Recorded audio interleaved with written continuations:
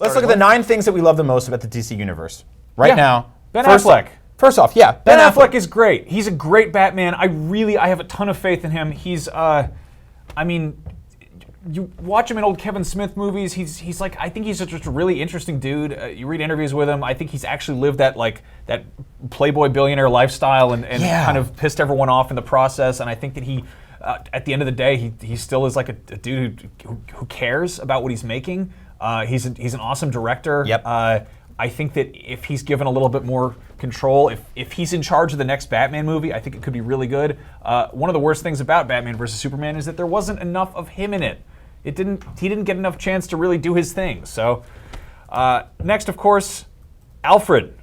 Yeah, played by Jeremy Irons, a.k.a. Scar from The Lion King. Yeah. I love this dude. He is awesome. Die Hard with a Vengeance is one of my favorite films of all time, specifically because of this guy. I think if you removed him, it would fall apart. I think he's dead, my dear. He played an awesome Alfred, and we just got glimpses of that in BVS. Yeah. And his sort of chemistry with Batman in this film specifically was really awesome and very different than I think we've even seen in the Nolan films, which I thought like Michael Caine was awesome, but he sort of kind of lost his way by the third one there. I think like all the of those idea films of an Alfred who's kind of like, he's almost like just a trainer. Like he's going to actually do some stuff. So that's, I mean, he's also just a really good actor. So, Number 3, I think we have a great Superman here. You think so? I do think so, but I think he hasn't been given enough good to do anything with. He's been kind of shoved into these kind of grim, dark worlds, but I think as an actor, he's great, and I think that like he's got that sort of, there were moments of Batman vs. Superman, right, where you're like, okay, he's dealing with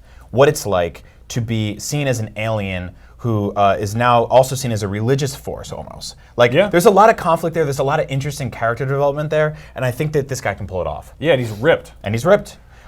Number 4, they are gorgeous films. Like there's great cinematography.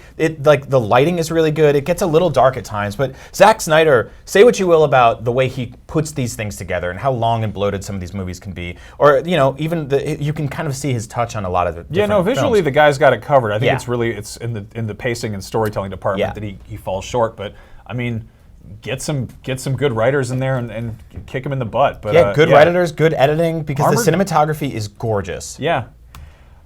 Wonder Woman, Gal Gadot, fantastic. I love where she's going. The trailer for the new movie looks really interesting. I think they're going to be able to do a lot with this. I think in terms of their race to put a strong female lead in a significant film, they beat Marvel up and down. Like, what's happening over with the Avengers? That's totally the point. Yeah. So I think like between her and let's go to the next one.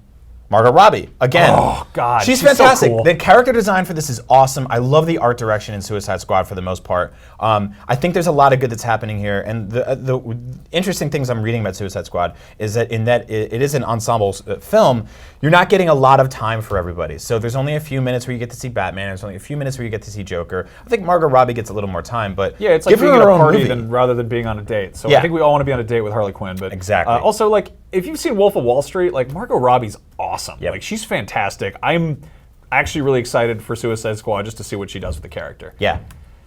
Oh yeah. They have a wealth of characters to dig into. There are some really weird, really cool, really interesting characters here. Tons of different ways to present them. That's the kind of cool thing about comic book movies is that you can just go, hey, we're going to do Batman like this time. We're going to do Superman like this time. We're going to do something with the Flash and Green Lantern. I mean, if you look at what they're doing on their TV shows, they're actually having the ability to tell more interesting stories there, and being able to pull from that is totally something they can do. Yeah. Dark Knight Rises, or The Dark Knight specifically.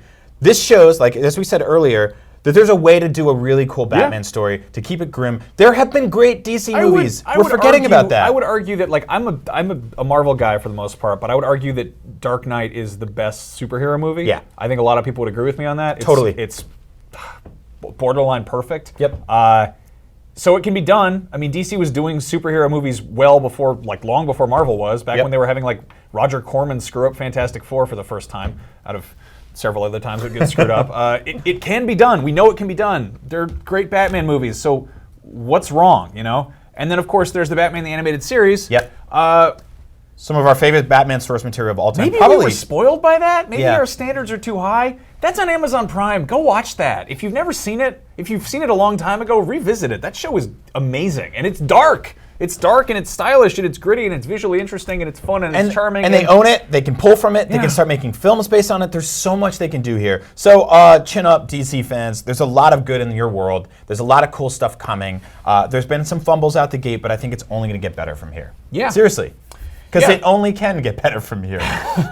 It's always darkest before the dawn. That's what they say.